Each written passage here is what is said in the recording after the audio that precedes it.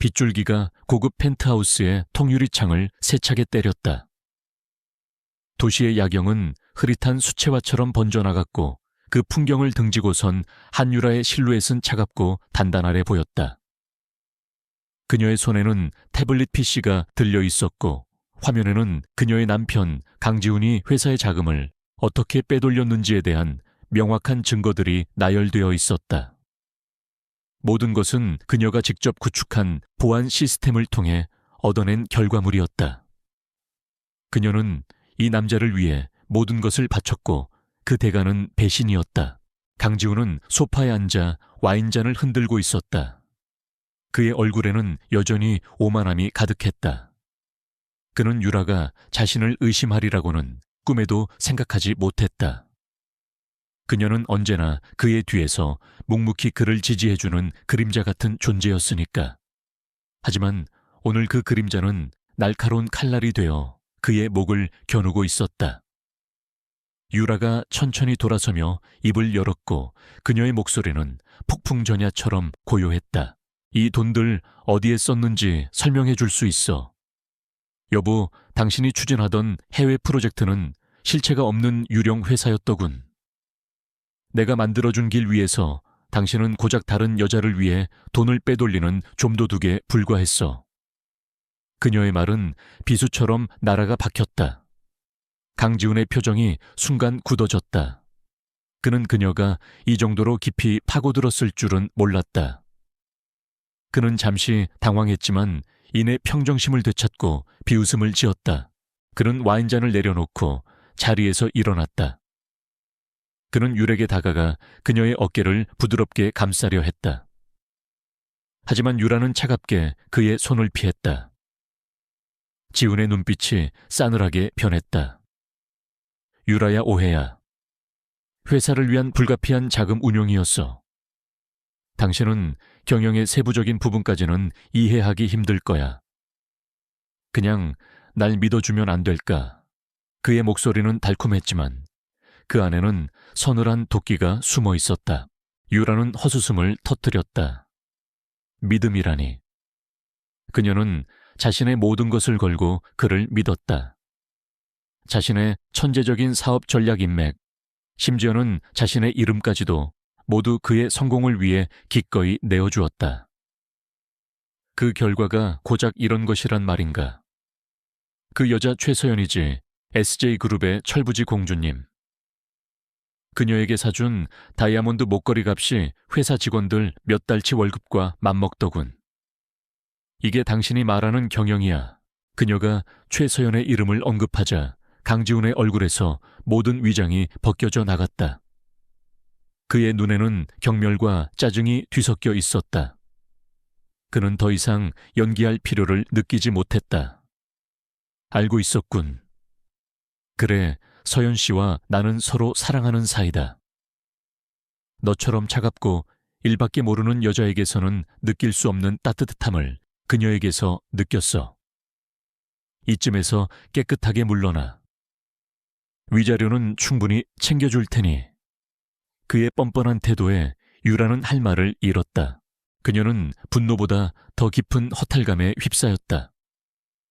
이 남자는 자신이 얼마나 추악한 짓을 저질렀는지조차 인지하지 못하고 있었다. 그녀는 태블릿을 소파 위로 던졌다. 이혼 물론 해야지. 하지만 그냥은 안 돼.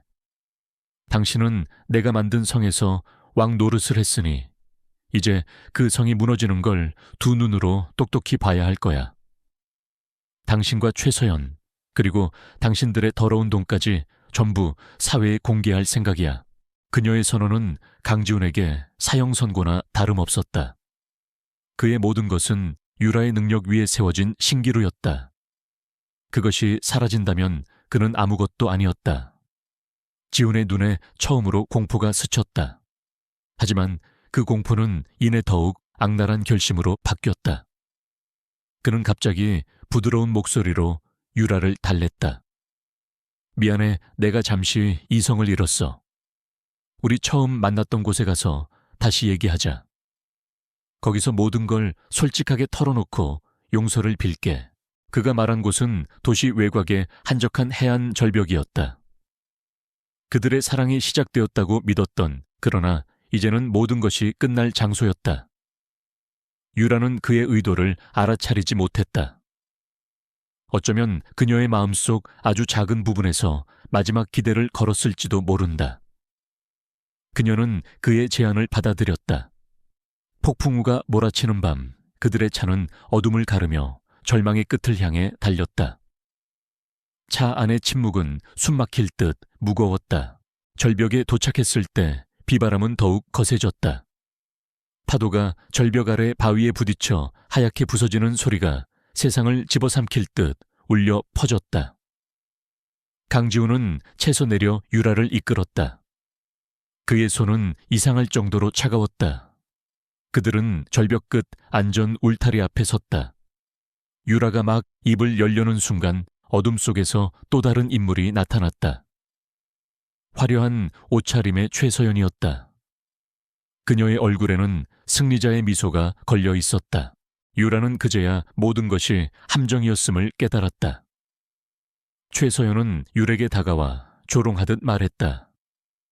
꼴 좋네, 한유라 씨. 당신이 아무리 똑똑하면 뭐해. 결국 남자의 마음 하나 얻지 못해서 이렇게 버려지는 신세인걸. 지훈 씨는 이제 내 남자야. 그리고 당신이 가진 모든 것도 곧 내 것이 될 거고. 그녀의 말 한마디 한마디가 유라의 심장을 난도질했다. 유라는 강지훈을 돌아보았다. 그의 눈에는 어떠한 감정도 담겨 있지 않았다. 그는 마치 자신과 아무 상관없는 사람을 보는 듯한 눈으로 유라를 바라보았다. 미안하게 됐어, 유라야. 하지만 넌 너무 많은 걸 알고 있어. 네가 사라져야 우리에게 미래가 있어. 그것이 그가 그녀에게 남긴 마지막 말이었다. 최서연이 유라의 등을 강하게 밀었다. 유라는 순간 균형을 잃고 허공으로 몸이 기울었다. 그녀의 눈에 마지막으로 담긴 것은 서로를 끌어안고 자신을 내려다보는 두 사람의 잔인한 모습이었다. 차가운 바닷물이 그녀의 몸을 집어삼켰다. 의식이 멀어지며 그녀는 생각했다. 복수하겠어. 반드시 지옥에서라도 돌아와 너희들을 파멸시키고 말겠어. 눈을 떴을 때 가장 먼저 느껴진 것은 지독한 소독약 냄새와 희미한 통증이었다. 한유라는 자신이 살아있다는 사실에 놀랐다. 하지만 주변 풍경은 너무나도 낯설었다. 고급스럽고 아늑했던 자신의 침실이 아닌 낡고 좁은 병실의 침대 위였다. 그녀는 천천히 몸을 일으켰다. 온몸이 쑤셨지만 견딜만 했다. 그녀는 자신의 손을 내려다보았다. 길고 가늘었던 전문가의 손이 아닌 작고 앳된 상처투성이의 손이었다. 그녀는 비틀거리며 침대에서 내려와 화장실로 향했다. 거울 속에 비친 얼굴은 완전히 다른 사람이었다. 창백한 피부에 커다란 눈곱에 질린 듯한 표정을 한 어린 소녀. 기껏해야 20살 초반으로 보이는 얼굴이었다. 유라는 자신의 뺨을 만져보았다. 거울 속의 소녀도 똑같이 뺨을 만졌다. 이것은 꿈이 아니었다. 그녀는 다른 사람의 몸 안에 들어와 있었다. 그때 머릿속으로 낯선 기억들이 파도처럼 밀려 들어왔다. 이 몸의 주인은 김민서, 21살. 가난한 환경과 아버지의 폭력을 견디다 못해 스스로 목숨을 끊으려 바다에 뛰어들었다. 그리고 같은 시각 같은 바다에서 한유라는 강지훈과 최서연에게 살해당했다.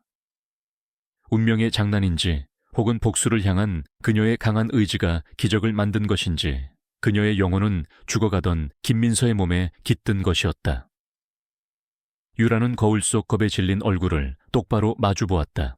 이제 이 얼굴은 더 이상 두려움에 떨지 않을 것이다.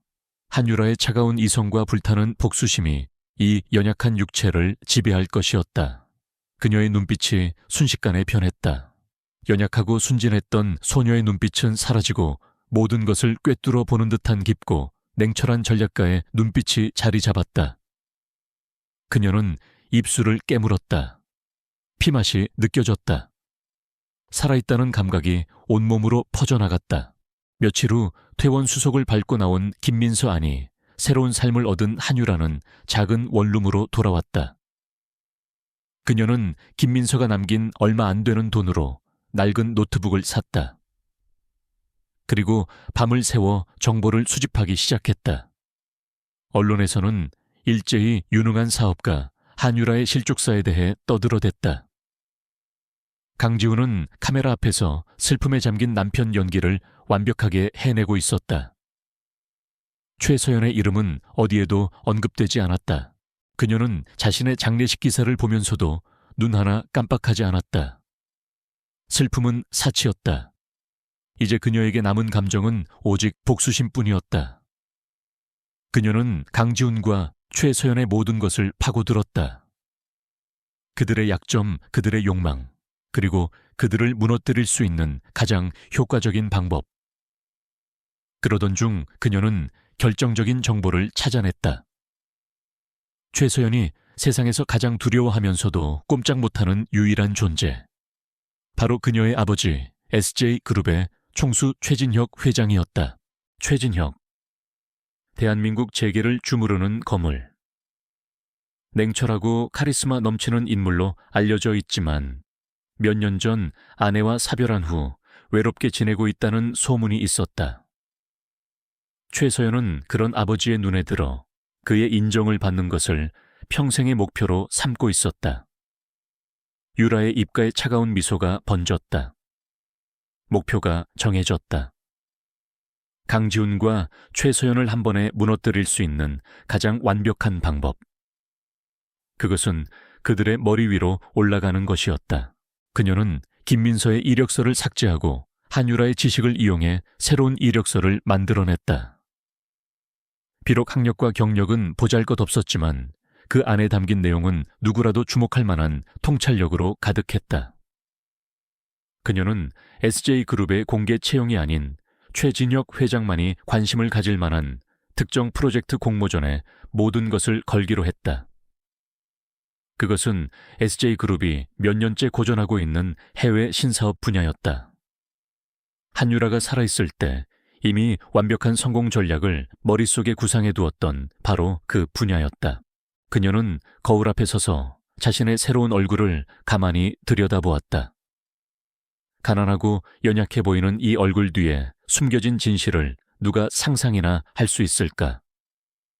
그녀는 조용히 속삭였다. 강지훈, 최서연. 너희는 한유라를 죽였지만 곧 그보다 더 끔찍한 존재를 마주하게 될 거야. 너희가 그토록 원했던 부와 명예, 내가 바로 그 지옥의 문 앞에서 너희를 기다리고 있을 테니. 그녀의 눈은 복수의 불꽃으로 차갑게 타오르고 있었다. 새로운 게임이 시작되고 있었다. 김민서의 삶은 한유라가 살던 세상과 모든 면에서 정반대였다. 그녀가 눈을 뜬 곳은 곰팡내와 가난이 뒤섞인 냄새가 나는 옥탑방이었다. 한때 그녀가 관리하던 수백억짜리 펜트하우스의 화려함 대신 낡은 벽지와 삐걱거리는 마룻바닥이 그녀의 새로운 현실이었다. 창문 밖으로는 화려한 도시의 스카이라인이 아닌 비좁은 골목길의 지저분한 풍경만이 펼쳐져 있었다. 하지만 그녀는 불평하지 않았다. 이 절망적인 환경은 오히려 그녀의 복수심을 더욱 단단하게 만들었다. 그녀는 김민서가 남긴 일기를 읽었다. 그 안에는 아버지의 폭력과 지긋지긋한 가난, 그리고 세상에 대한 절망이 빼곡히 적혀 있었다. 한유라는 자신을 죽인 자들에 대한 분노와 함께 이 연약한 몸의 주인이 겪어야 했던 고통에 대한 깊은 연민을 느꼈다. 이제 그녀의 복수는 단순히 개인적인 원한을 갚는 것을 넘어 김민서라는 이름으로 짓밟혔던 한 인생을 위한 싸움이기도 했다. 그녀는 두 사람의 몫을 해내야만 했다. 그녀는 낮에는 생계를 위해 작은 식당에서 아르바이트를 했고 밤에는 낡은 노트북 앞에 앉아 자신만의 전쟁을 준비했다. 그녀의 손가락은 예전처럼 수백억 원의 계약서에 서명하는 대신 차가운 키보드 위를 쉴 새 없이 오가며 정보를 수집하고 분석했다. 강지훈과 최서연, 그들은 한유라의 죽음 이후 더욱 승승장구하고 있었다.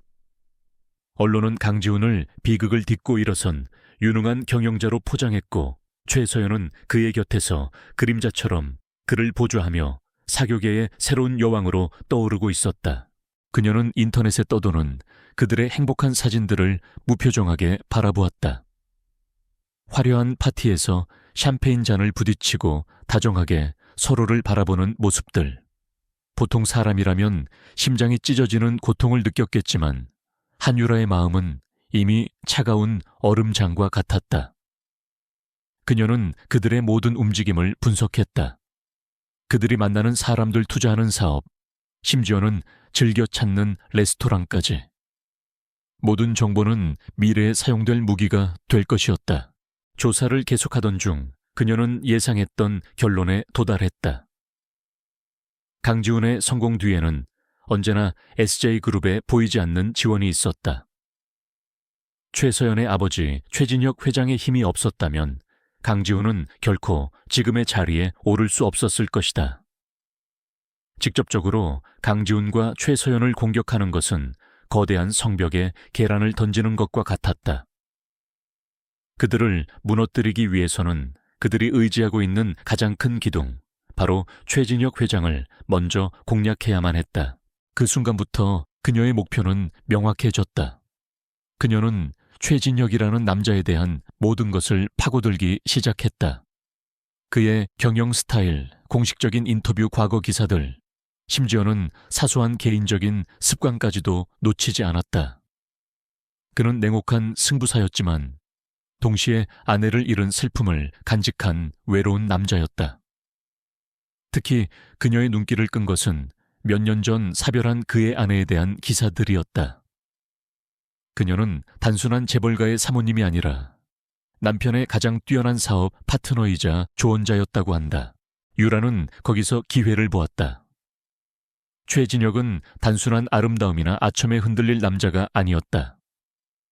그에게는 자신과 대등한 위치에서 사업적 통찰력을 나눌 수 있는 지적인 파트너가 필요했다. 그리고 바로 그 역할은 과거 한유라가 가장 자신 있던 분야였다. 그녀는 최진혁 회장이 현재 가장 골머리를 앓고 있는 문제점을 찾아냈다.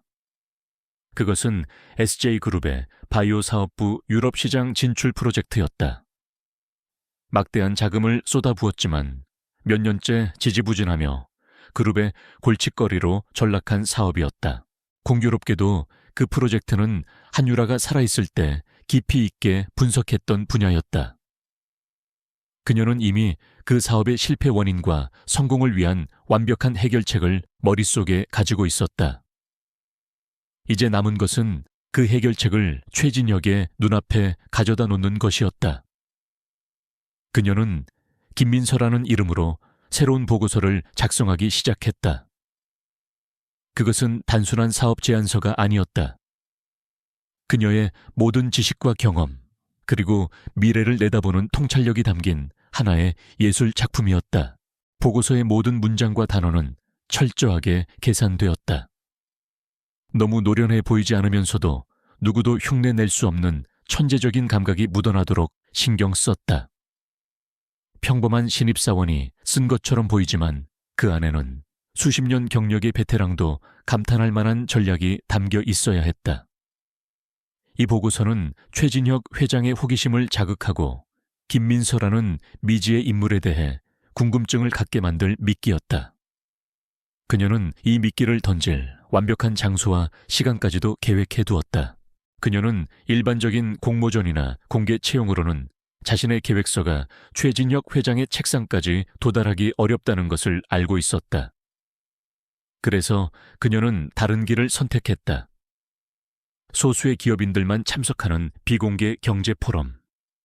최진혁 회장이 기조연설자로 참석하는 바로 그 행사가 그녀의 무대가 될 것이었다. 그녀는 자신의 모든 것을 걸고 그 포럼에 스태프 아르바이트 자리를 구해냈다. 가장 낮은 곳에서 가장 높은 곳을 공략하기 위한 치밀한 첫걸음이었다. 며칠 뒤 그녀는 아르바이트로 번 돈을 모두 털어 저렴하지만 단정한 정장 한 벌을 샀다. 낡은 옥탑방에 깨진 거울 앞에 선 그녀는 이전과는 완전히 다른 사람이 되어 있었다. 겁에 질려 세상을 등지려 했던 김민서의 모습은 온데간데 없었다. 그 자리에는 차분한 눈빛과 단호한 표정, 그리고 모든 것을 꿰뚫어 보는 듯한 지성을 가진 한 여인이 서 있었다. 그녀의 외모는 평범했지만 그녀에게서 뿜어져 나오는 기운은 결코 평범하지 않았다. 그녀는 창밖을 내다보았다. 복잡하게 얽힌 도시의 불빛들이 마치 앞으로 그녀가 헤쳐나가야 할 거대한 게임판처럼 보였다. 두려움은 없었다. 오직 차갑고 명료한 목표의식만이 그녀의 심장을 뛰게 했다. 한유라는 죽었다. 이제 세상에 존재하는 것은 김민서라는 이름의 복수의 화신뿐이었다.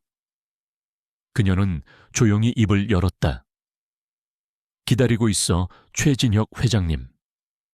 당신의 가장 완벽한 파트너가, 그리고 당신 딸의 가장 끔찍한 악몽이 이제 곧 당신을 찾아갈 테니. 비공개 경제 포럼이 열리는 호텔 연회장은 권력과 부의 향기로 가득했다. 반짝이는 대리석 바닥과 화려한 샹들리에 아래 대한민국의 경제를 움직이는 인물들이 우아한 몸짓으로 대화를 나누고 있었다. 김민서는 검은색 스태프 유니폼을 입고 그들 사이를 조용히 오갔다. 그녀의 임무는 음료를 채우고 빈 접시를 치우는 것, 즉 투명인간이 되는 것이었다.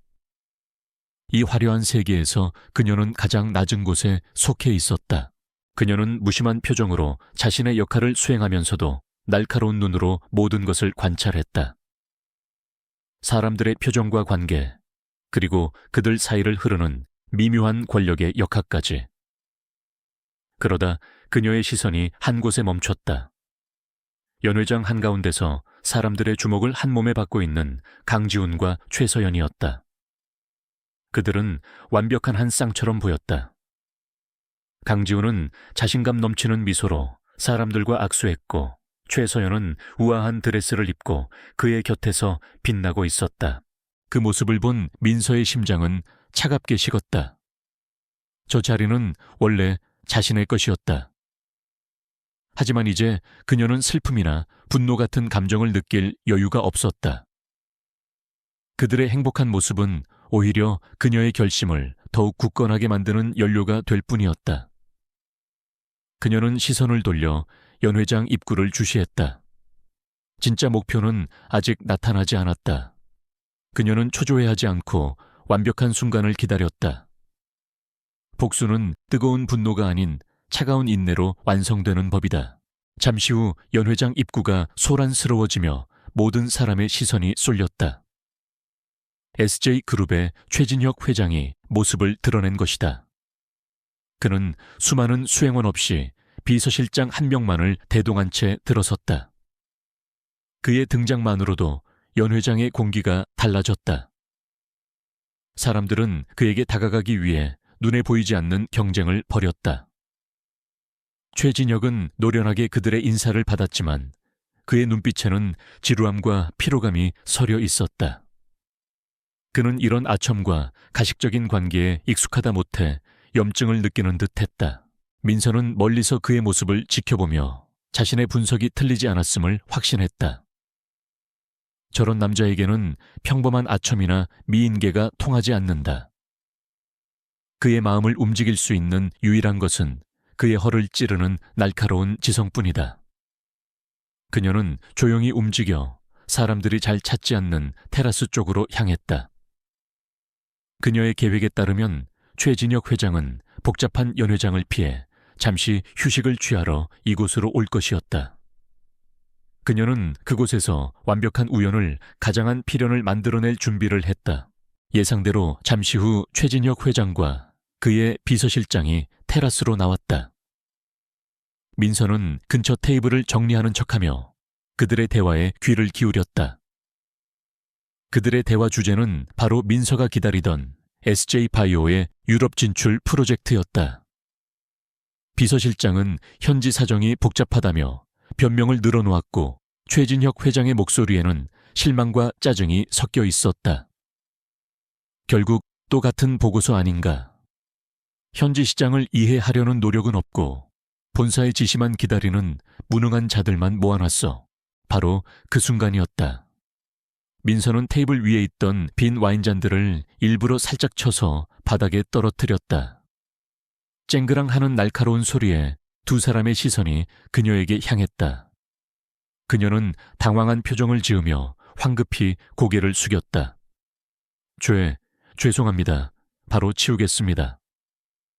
그녀는 깨진 유리 조각을 치우는 척하며 최진혁 회장에게 가까이 다가갔다. 비서실장이 귀찮다는 듯 손짓으로 그녀를 쫓아내려 할 때 민서가 입을 열었다. 그녀는 고개를 들어 최진혁 회장의 눈을 똑바로 바라보며 말했다. 회장님 외람된 말씀이지만 유럽 프로젝트의 문제는 시장의 저항이 아니라 현지 유통망에 대한 잘못된 접근 방식 때문입니다. 그녀의 목소리는 떨림없이 차분하고 명료했다. 스태프 유니폼을 입은 젊은 여자의 입에서 나온 말이라고는 믿기 힘든 핵심을 꿰뚫는 한마디였다.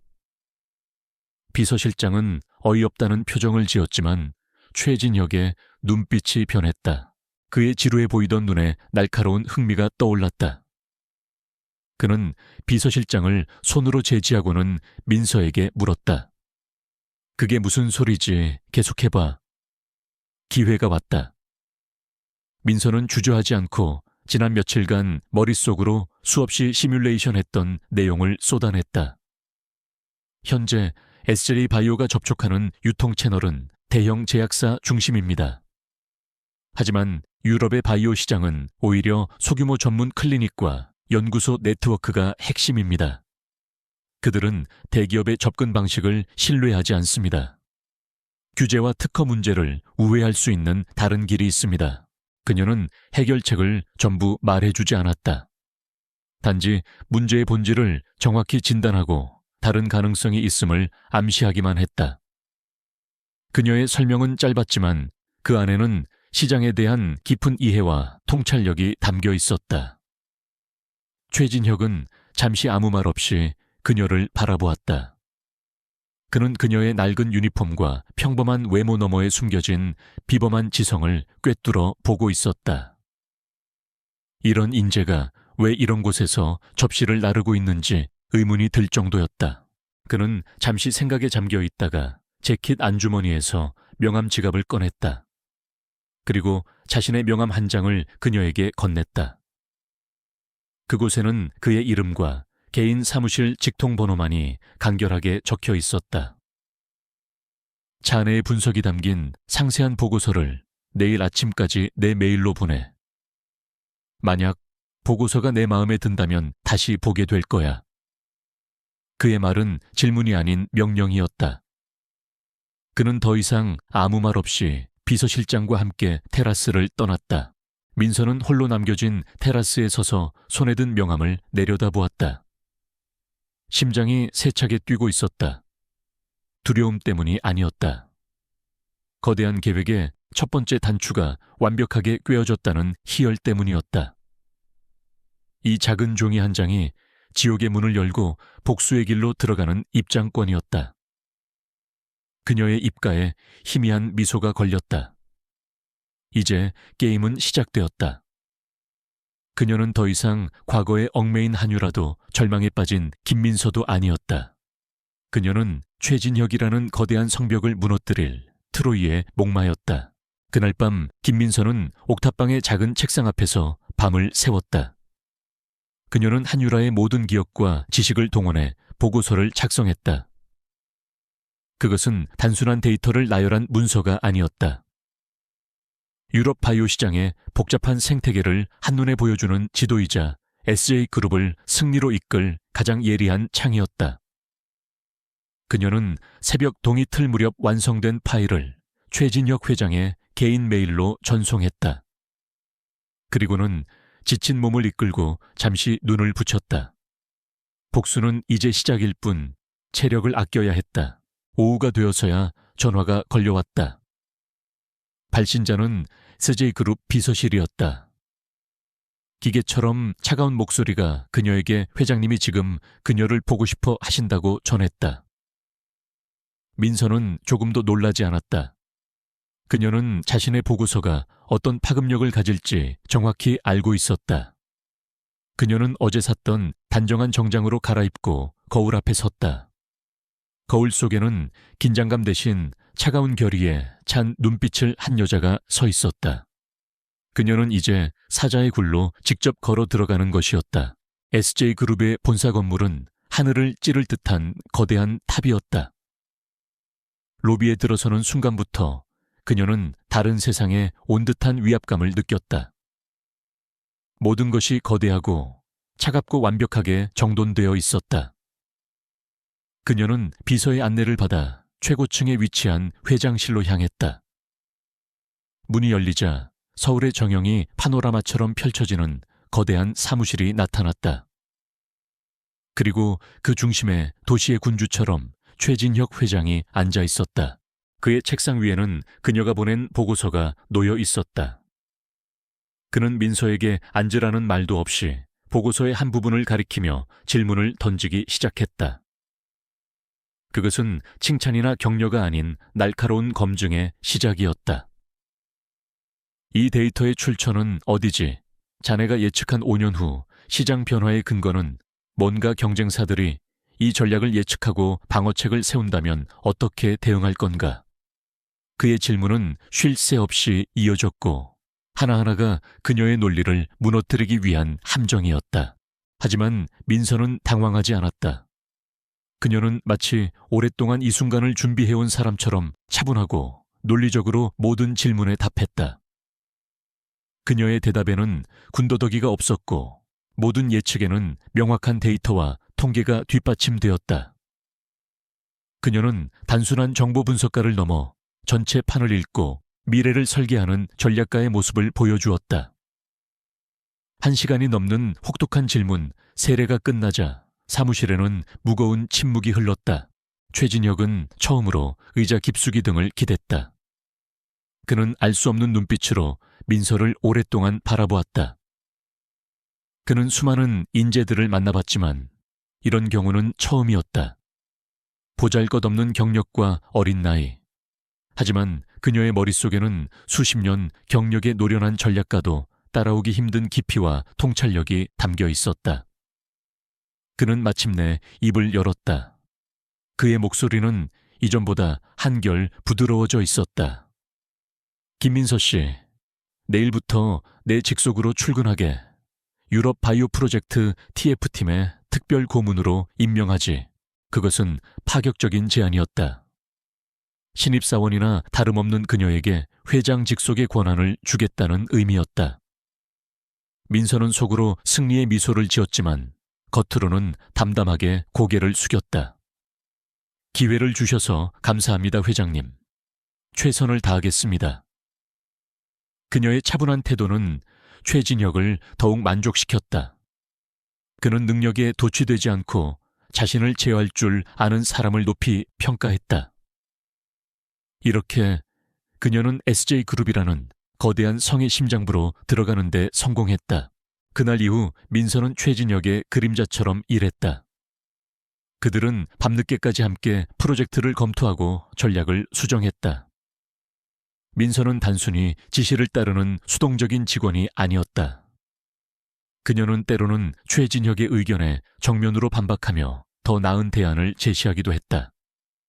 처음에는 그녀의 당돌함에 놀랐던 임원들도 그녀의 논리가 언제나 완벽한 결과로 이어진다는 사실을 깨닫고는 점차 그녀를 인정하기 시작했다.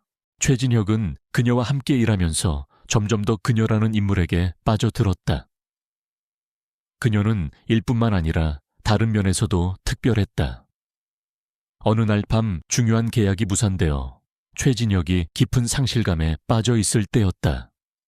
모두가 그의 눈치를 보며 안절부절 못하고 있을 때 민서는 조용히 그가 좋아하는 향의 차를 내왔다.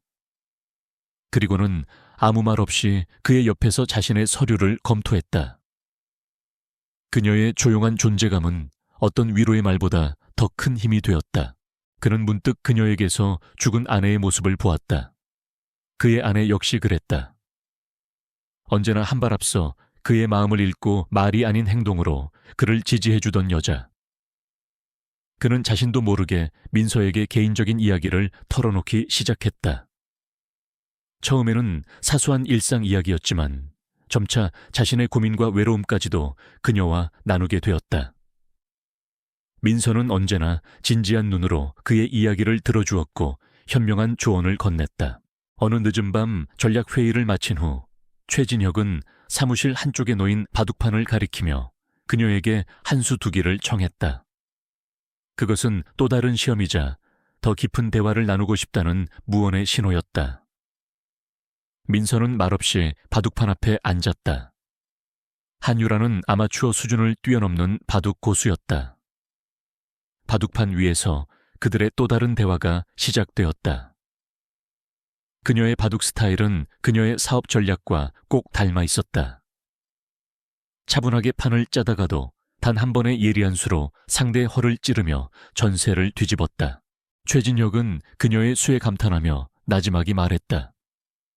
내 아내도 당신처럼 바둑을 두었지. 항상 내가 생각지도 못한 수로 나를 놀라게 했어. 그의 목소리에는 깊은 그리움이 묻어 있었다. 그 순간 두 사람 사이의 벽이 또 한 겹 허물어졌다. 그는 더 이상 그녀를 단순한 직원으로 보고 있지 않았다. 그녀는 그의 굳게 닫혔던 마음을 열고 들어온 유일한 사람이 되어가고 있었다. 그는 그녀의 지성뿐만 아니라 그녀의 성숙하고 따뜻한 영혼에 의지하기 시작했다. 김민서는 최진혁에게 없어서는 안 될 특별한 존재가 되어가고 있었다. 몇 달의 시간이 흘렀다. 김민서는 더 이상 아제이그룹의 미스터리한 신입사원이 아니었다. 그녀는 최진혁 회장의 가장 신임받는 책사이자 그룹의 가장 어려운 문제를 해결하는 해결사로 자리매김했다. 그녀가 주도한 유럽 바이오 프로젝트는 기적적인 반등에 성공하며 엄청난 수익을 창출하기 시작했다. 이사회에서는 그녀를 회장님이 숨겨둔 비밀 병기라고 불렀다. 그녀의 존재감은 그룹 내에서 누구도 무시할 수 없을 만큼 커져 있었다. 최진혁 회장에게 그녀는 단순한 직원을 넘어선 존재가 되었다. 그들은 함께 일하고 함께 식사하며 함께 미래를 논했다. 그녀는 그의 사업적 파트너였고 동시에 그의 외로운 삶에 유일한 말동무가 되어주었다. 최진혁은 그녀의 젊음 뒤에 숨겨진 깊은 지혜와 통찰력에 매료되었다. 그는 수십 년 만에 처음으로 누군가에게 마음을 열고 의지하게 되었다는 사실을 깨달았다.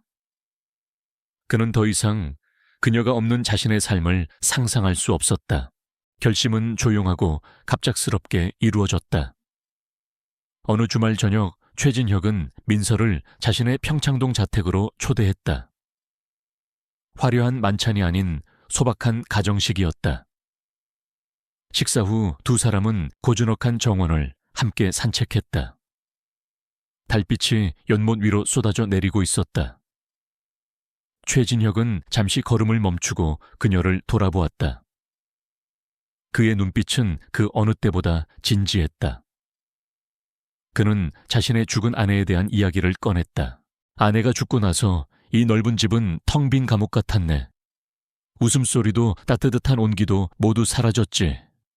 나는 그저 일에만 미쳐서 외로움을 잊으려 했어. 하지만 자네를 만나고 모든 것이 변했네. 그는 잠시 말을 멈추고 그녀의 손을 부드럽게 잡았다. 그의 손은 따뜻했다. 나는 젊고 아름다운 여자를 원하는 게 아니야. 내 곁에서 함께 SJ를 이끌고 때로는 나를 질책하며 바로잡아 줄 수 있는 동반자를 원하네. 김민서 씨, 나와 결혼해주게. 그것은 세상에서 가장 담백하지만 가장 진심이 담긴 청혼이었다. 민서는 그의 눈을 피하지 않고 똑바로 마주보았다. 그녀의 심장이 복수심이 아닌 다른 감정으로 잠시 흔들렸지만 이내 차가운 결의가 그 자리를 대신했다. 그녀는 이 순간을 위해 모든 것을 걸었다. 그녀는 천천히 고개를 끄덕였다. 네, 회장님. 당신의 동반자가 되겠습니다. 그녀의 대답을 들은 최진혁의 얼굴에 오랜만에 진정한 미소가 피어올랐다. 그 미소를 보며 민서는 속으로 다짐했다. 최서연, 강지훈, 이제 너희가 사랑하는 모든 것을 빼앗을 지옥의 문이 열렸다. 다음 날 SJ그룹은 최진혁 회장의 재혼을 공식적으로 발표했다. 상대는 그룹의 특별 고문인 김민서라는 사실이 알려지자 재계와 사교계는 발칵 뒤집혔다. 사람들은 혜성처럼 나타나 재벌 총수의 마음을 사로잡은 신데렐라의 정체를 궁금해했다. 언론은 그녀에 대한 기사를 쏟아냈지만 알려진 것은 그녀가 평범한 가정 출신의 재원이라는 것뿐이었다. 그녀의 존재는 완벽한 베일에 쌓여 있었고 이는 사람들의 호기심을 더욱 증폭시켰다. 이 소식은 최서연에게는 청천벽력과도 같았다. 그녀는 강지훈의 사무실에서 최고급 샴페인을 마시며 새로운 보석 디자인을 구경하고 있었다. 그때 비서가 떨리는 목소리로 인터넷 뉴스를 보여주었다. 아버지의 결혼 소식. 상대는 들어본 적도 없는 김민서라는 여자. 최서연의 얼굴이 순식간에 분노로 일그러졌다. 그녀는 손에 들고 있던 샴페인 잔을 벽에 던져버렸다. 날카로운 파열음과 함께 샴페인이 양구이다 비스를 적셨다. 감히 아빠가 어떻게 나한테 한마디 상의도 없이 이런 짓을 할 수 있어. 듣도 보도 못한 천박한 년을 우리 집에 들여 절대 용납 못해. 그녀는 이성을 잃고 소리쳤다. 강지훈은 깨진 유리 조각을 바라보며 미간을 찌푸렸다. 그는 최서연처럼 감정적으로 폭발하지는 않았지만 그의 머릿속은 복잡하게 돌아가고 있었다. 갑자기 나타난 김민서라는 여자는 자신들의 계획에 큰 변수였다. 그는 즉시 비서에게 김민서의 모든 뒷조사를 지시했다. 그날 저녁 최서연은 강지훈을 대동하고 평창동 본가로 쳐들어갔다. 마치 폭풍처럼 저택의 문을 열고 들어선 그녀는 거실에서 최진혁 회장과 차를 마시고 있는 김민서를 발견했다. 최서연의 눈에 경멸과 분노의 불꽃이 튀었다. 그녀는 민서에게 곧장 걸어가 그녀의 위아래를 훑어보며 비웃었다. 네가 김민서라고 어디서 굴러먹던 뼈다귀인지는 모르겠지만 우리 아빠를 홀린 재주는 대단하네. 얼마를 원해 원하는 만큼 줄 테니 당장 여기서 꺼져. 모욕적인 말들이 쏟아졌지만 민서는 눈 하나 깜빡하지 않았다. 그녀는 조용히 찻잔을 내려놓고 자리에서 일어났다. 그리고는 최서연을 향해 부드럽지만 단호한 목소리로 말했다. 아버님을 걱정하는 서연 씨의 마음은 잘 알겠어요. 하지만 그런 식으로는 아무것도 해결되지 않아요. 저는 돈 때문에 이곳에 온 것이 아니니까요. 그녀의 침착한 태도는 최서연의 분노에 기름을 부었다. 네가 뭔데 날 가르치려 들어, 이 더러운 신분 상승주의자. 최서연이 민서의 뺨을 때리려고 손을 치켜드는 순간 최진혁의 불호령이 떨어졌다. 그만하지 못할까. 그는 딸의 무례함에 극도로 분노한 얼굴이었다. 이분은 곧 네 새어머니가 될 뿐이다. 네가 감히 무례하게 굴 상대가 아니란 말이다. 당장 사과드리지 못해. 아버지의 단호한 태도에 최서연은 충격을 받았다. 아버지가 단 한 번도 자신에게 이렇게까지 화를 낸 적이 없었다. 더구나 저런 여자 편을 들면서까지. 최진혁은 실망스러운 눈으로 딸을 바라보며 말했다. 내 어미가 살아있었다면 네가 이렇게 교양 없이 행동하도록 내버려 두지 않았을 거다. 실망이 크구나.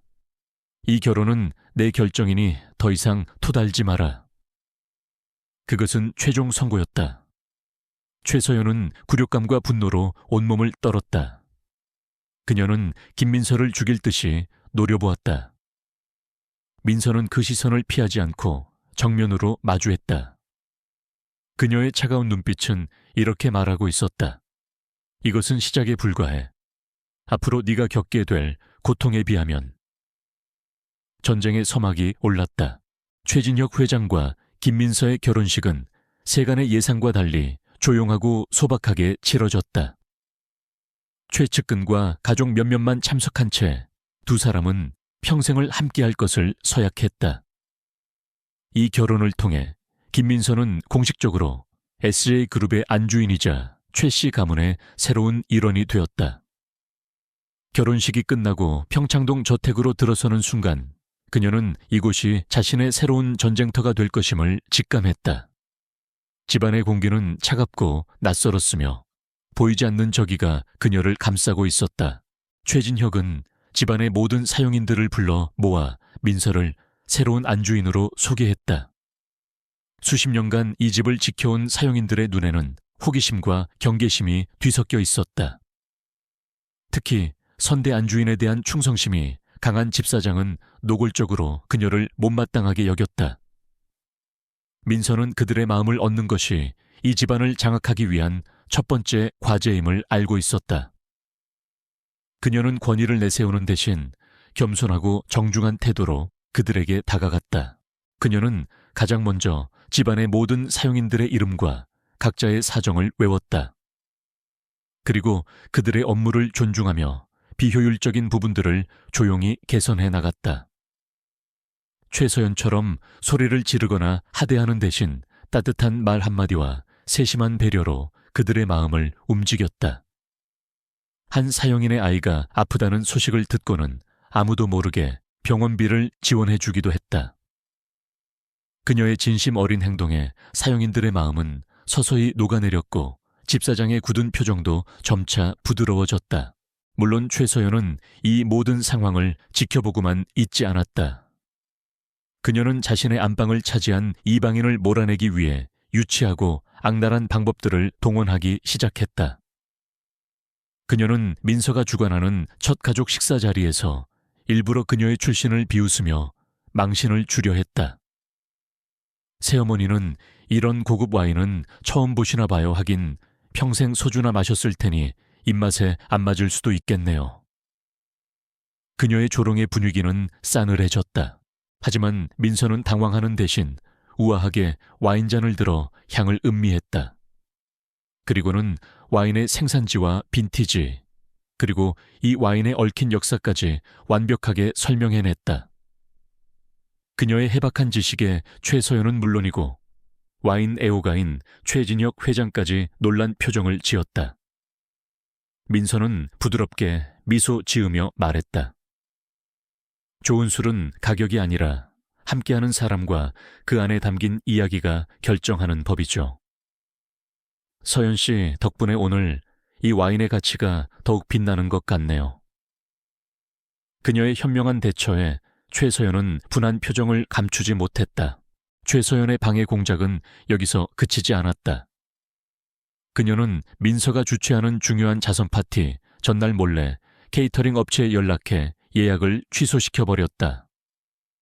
파티 당일 음식이 도착하지 않자 주방은 발칵 뒤집혔다. 최서연은 민서가 이 위기를 해결하지 못하고 망신을 당할 것이라 확신했다.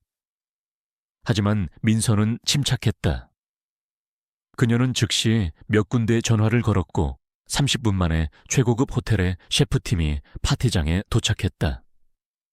알고 보니 그 호텔은 SJ그룹의 계열사였고 그녀는 안주인의 권한으로 긴급 지원을 요청한 것이었다. 파티는 이전보다 훨씬 더 성공적으로 치러졌다. 위기 상황에서 보여준 민서의 놀라운 대처 능력에 모든 손님들이 감탄을 금치 못했다. 이 사건을 계기로 집안의 모든 권력은 완벽하게 민서에게로 넘어왔다. 사용인들은 이제 최서연이 아닌 민서의 지시에만 따랐고 심지어는 최서연의 수상한 움직임을 그녀에게 몰래 보고하기까지 했다. 민서는 집안이라는 작은 왕국을 완벽하게 장악했다. 이제 본격적인 전쟁을 시작할 때가 되었다. 최서연과의 기싸움은 사실 그녀의 진짜 목표를 가리기 위한 연막에 불과했다. 밤이 되어 모두가 잠든 시간 민서의 서재는 그녀의 비밀스러운 작전실로 변했다. 그녀는 최진혁 회장의 아내라는 합법적인 권한을 이용해 SJ그룹의 내부 서버에 접근하기 시작했다. 그녀의 목표는 강지훈의 회사와 관련된 모든 거래 내역과 자금 흐름을 추적하는 것이었다. 한유라 시절의 해킹 능력과 기업 분석 능력이 다시 깨어나는 순간이었다. 그녀의 손가락이 키보드 위에서 춤을 추듯 움직였다. 수많은 데이터와 암호화된 파일들 속에서 그녀는 끈질기게 단서를 찾아 나섰다. 며칠 밤낮으로 이어진 작업 끝에 그녀는 마침내 첫 번째 실마리를 발견했다.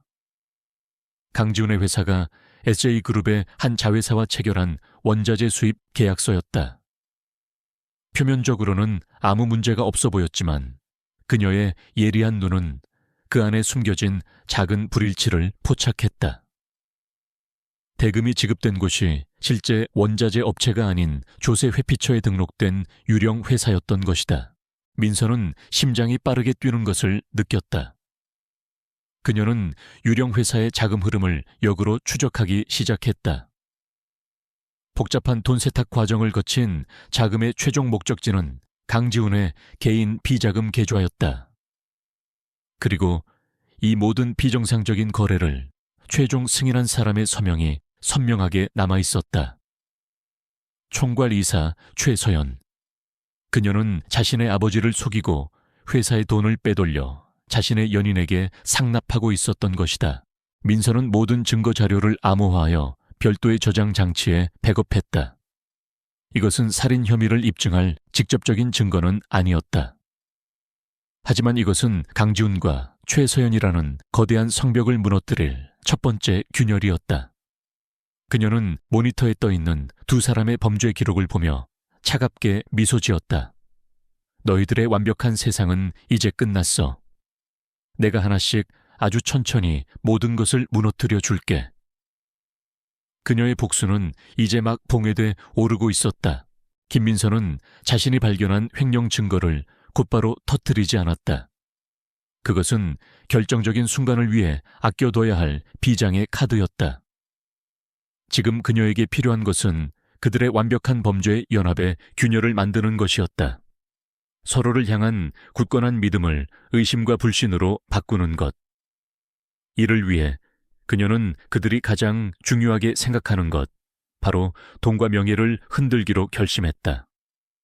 그녀는 그들의 탐욕을 역이용하여 스스로 무너지게 만들 계획이었다. 그녀의 첫 번째 목표는 강지훈의 회사였다.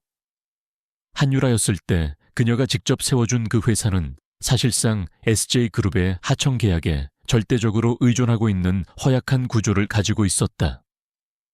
특히 SJ화학과의 물류 독점 계약은 회사의 현금 흐름을 책임지는 가장 큰 기둥이었다. 그리고 공교롭게도 그 계약의 갱신일이 한 달 앞으로 다가와 있었다. 민서는 이 계약을 끊어 강지훈의 숨통을 조이기로 마음먹었다. 며칠 후 열린 SJ그룹의 정기 임원 회의. SJ화학과의 계약 갱신 안건이 상정되자 모두가 당연히 통과될 것이라 예상했다. 하지만 최진혁 회장의 옆자리에 앉아있던 민서가 조용히 손을 들고 이의를 제기했다. 그녀는 자리에서 일어나 지난 며칠간 밤을 새워 준비한 보고서를 화면에 띄웠다. 그 안에는 강지훈의 회사가 얼마나 비효율적으로 물류 비용을 부풀려 왔는지에 대한 날카로운 분석이 담겨 있었다.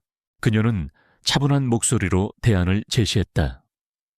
이 계약을 공개 입찰로 전환하거나 SJ그룹이 직접 물류 자회사를 설립하는 편이 장기적으로 수백억 원의 비용을 절감하는 효과를 가져올 것입니다.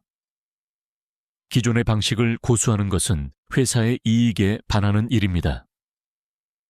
그녀의 논리는 완벽했고 데이터는 명확했다. 반박할 여지가 없었다. 회의에 참석한 임원들은 그녀의 분석력에 감탄했고 최진혁 회장은 만족스러운 표정으로 그녀의 의견을 지지했다. 그는 그 자리에서 계약 갱신을 보류하고 공개 입찰을 진행하라고 지시했다. 이 결정은 강지훈에게는 사형 선고나 다름없었다.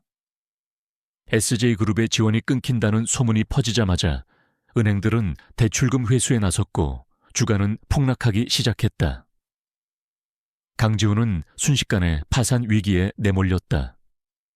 그는 다급하게 최서연에게 전화를 걸어 도움을 요청했다. 서연아, 대체 어떻게 된 거야? 네 아버지가 왜 갑자기 이러시는 거지? 당장 네가 나서서 해결해 줘. 그의 목소리는 절박했다. 하지만 그가 도움을 요청하기도 전에 민서는 두 번째 공격을 감행했다. 그녀는 대포폰을 이용해 한 경제 전문 기자에게 익명의 제보를 흘렸다. 제보 내용은 구체적이지 않았다. SJ화학과 K이노베이션 강지훈의 회사 사이에 불투명한 자금 거래 정황. 그룹 내부 감사팀이 곧 움직일 것. 이 짧은 문장은 금융계 엄청난 파장을 일으켰다. SJ그룹의 주가가 잠시 휘청였고 최진혁 회장은 소문을 잠재우기 위해서라도 내부 감사를 지시할 수밖에 없는 상황에 놓였다. 최서연은 공포에 휩싸였다. 내부 감사가 시작되면 자신이 승인했던 횡령 내역이 드러나는 것은 시간 문제였다. 그녀는 자신의 안위가 가장 중요했다. 이런 상황에서 강지훈을 돕는 것은 불길에 기름을 붓는 격이었다. 강지훈이 애타게 그녀를 찾았지만 그녀는 전화를 피하며 그와 거리를 두기 시작했다. 그녀는 일단 자신이라도 살아남아야 한다고 생각했다. 강지훈의 절망은 분노로 바뀌었다. 며칠 후 강지훈은 최서연이 자주 가는 호텔의 지하 주차장에서 그녀를 기다렸다. 그는 차에서 내리는 그녀의 팔을 거칠게 붙잡았다. 대체 왜 내 연락을 피하는 거야? 지금 나 혼자 죽으라는 거냐? 그의 눈은 핏발이 서 있었다. 최서연은 그의 손을 뿌리치며 날카롭게 쏘아붙였다. 네가 일 처리만 똑바로 했어도 이렇게 되진 않았어. 이 모든 게 다 내 욕심 때문에 벌어진 일 아니야. 감히 누굴 끌어들이려고 해.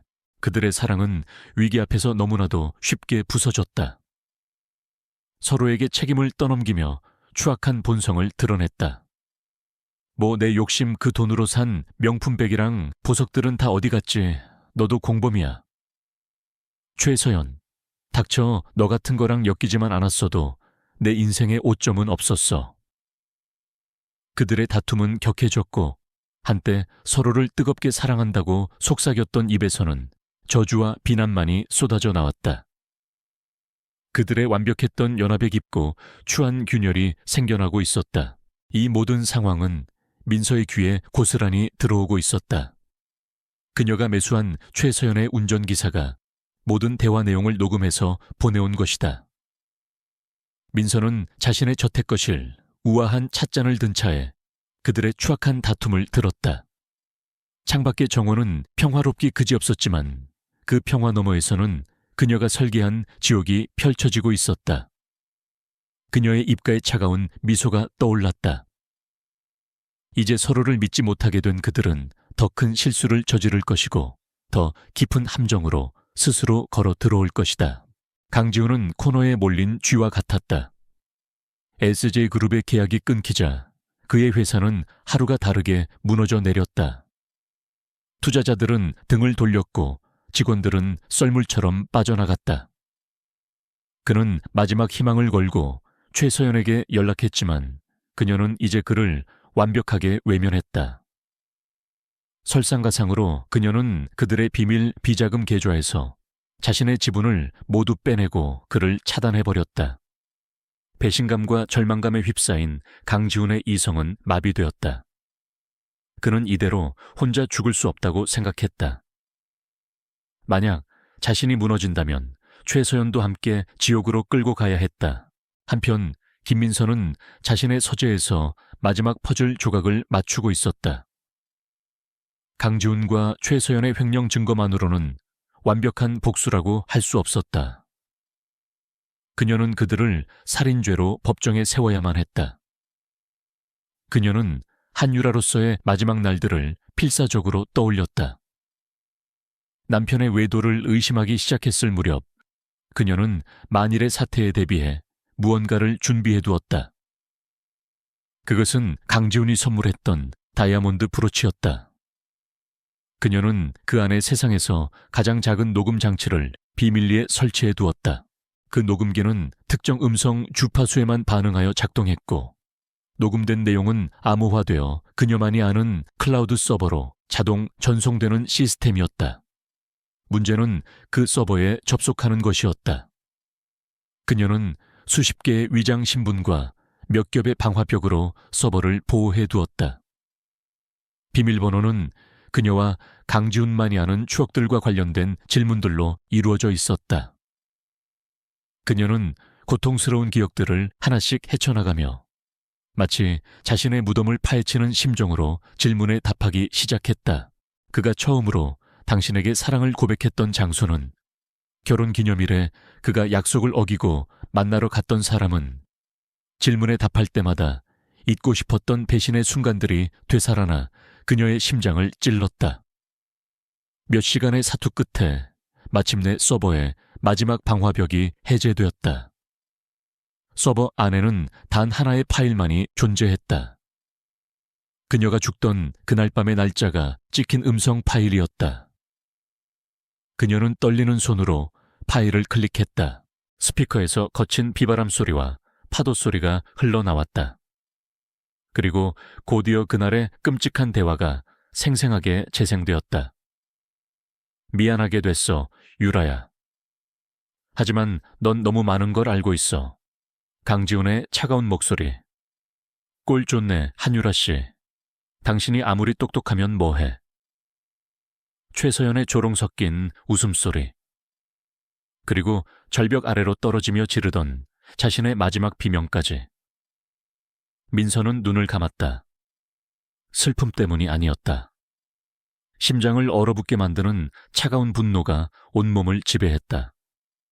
이제 결정적인 증거는 손에 들어왔다. 이제 이 증거를 가장 효과적으로 사용할 완벽한 덫을 놓을 차례였다. 그녀는 강지훈의 절박함과 복수심을 이용하기로 했다. 그녀는 자신이 고용한 전직 국정원 출신의 유능한 사립탐정을 움직였다. 탐정은 해외 투자펀드의 대리인으로 위장하여 강지훈에게 접근했다.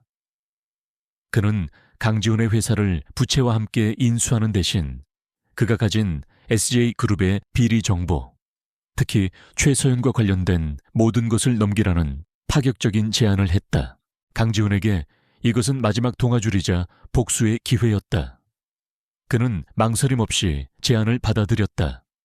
그는 자신이 최서연과의 모든 대화를 녹음해 두었다며 그 증거를 넘기겠다고 약속했다. 만남의 장소는 도심의 한 고급 호텔 스위트룸으로 정해졌다. 함정의 첫 번째 사냥감이 미끼를 문 것이었다. 이제 두 번째 사냥감을 유인할 차례였다. 민서는 또 다른 대포폰을 이용해 최서연에게 익명의 문자 메시지를 보냈다.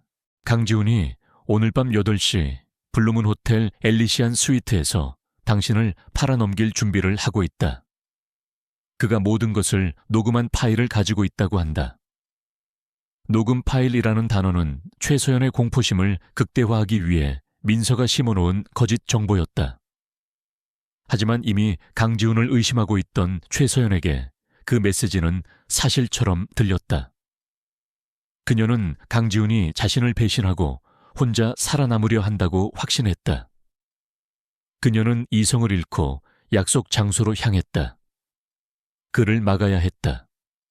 그가 입을 열기 전에 약속된 시간, 민서는 호텔의 바로 옆방에 마련된 비밀 통제실에서 여러 개의 모니터를 지켜보고 있었다. 스위트룸의 모든 곳에는 초소형 카메라와 마이크가 설치되어 있었다. 곧이어 강지훈이 서류 가방을 들고 초조한 얼굴로 방에 들어섰다. 몇 분 후 문이 거칠게 열리며 분노에 찬 얼굴의 최서연이 들이닥쳤다. 두 마리의 짐승이 이제 하나의 우리 안에 갇혔다. 민서는 모니터 속에서 서로를 노려보는 두 사람을 차가운 눈으로 내려다보았다. 그녀의 길고 긴 복수극의 마지막 장이 이제 곧 시작될 것이었다. 그녀는 옆에 있던 탐정에게 고갯짓했다. 이제부터 모든 것을 녹화하세요. 단 한순간도 놓치지 말고. 그녀의 목소리는 얼음처럼 차가웠다. 완벽하게 짜인 무대 위로 두 명의 주인공이 스스로 파멸의 연기를 시작하려 하고 있었다. 호텔 스위트룸의 공기는 얼음장처럼 차가웠다. 최서연은 문을 닫자마자 강지훈에게 달려들어 멱살을 잡았다. 네가 감히 날 팔아넘겨 녹음 파일이라니. 그게 무슨 소리야? 그녀의 목소리는 분노와 공포로 날카롭게 떨리고 있었다. 강지훈은 그녀의 갑작스러운 등장에 당황했지만 녹음 파일이라는 단어에 순간적으로 상황을 파악했다. 그는 그녀가 무언가의 겁을 먹고 있다는 것을 알아차리고 이 상황을 역이용하기로 마음먹었다. 그는 최소연의 손을 거칠게 뿌리치며 비웃었다. 이제 와서 나타나다니 너무 늦은 거 아니야. 그래 맞아. 녹음 파일. 우리가 나눴던 모든 대화, 우리가 했던 모든 짓거리들 전부 다 가지고 있어. 네가 날 버린 순간부터 나 혼자 죽을 생각은 없었거든. 그의 말은 전부 허세였지만 죄를 지은 최소연의 귀에는 사실처럼 들렸다. 그녀의 얼굴이 하얗게 질렸다. 두려움은 그들의 마지막 남은 이성마저 마비시켰다. 그들은 서로가 자신의 파멸을 불러올 폭탄이라고 생각하며 상대를 먼저 제거하기 위해 추악한 진실들을 쏟아내기 시작했다. 이 모든 건 당신 아버지 회사에서 빼돌린 돈 때문이잖아. 당신이 먼저 나한테 제안했어. 강지훈이 소리치자 최서연도 지지 않고 맞받아쳤다. 웃기지 마. 그 돈으로 흥청망청 사업 벌인 건 너야. 네 무능함 때문에 모든 게 망가진 거라고. 그들의 싸움은 횡령과 배임에서 시작하여 점차 더 어둡고 깊은 비밀을 향해 나아갔다. 서로에게 책임을 떠넘기던 중 최서연은 결정적인 실수를 저질렀다. 그녀는 강지훈을 경멸적으로 쳐다보며 내뱉었다. 그래도 내가 아니었으면 넌 아직도 그 재수 없는 한유라의 그림자 밑에서 살고 있었을 걸. 네 앞길을 막던 그 여자를 치워준 게 누군데. 그녀의 입에서 한유라의 이름이 나오는 순간 방 안의 공기가 얼어붙었다. 강지훈은 미친 사람처럼 웃었다. 치워줘, 웃기지 마. 마지막에 그 여자를 민 건 너였잖아. 난 그냥 붙잡고만 있었을 뿐이라고. 그 한마디는 둑을 무너뜨리는 것과 같았다. 그들은 마치 경쟁이라도 하듯 그날 밤 절벽에서 있었던 일을 서로의 탓으로 돌리며 상세하게 털어놓기 시작했다. 그들의 대화 속에서 한유라의 마지막 순간이 생생하게 재구성되었다.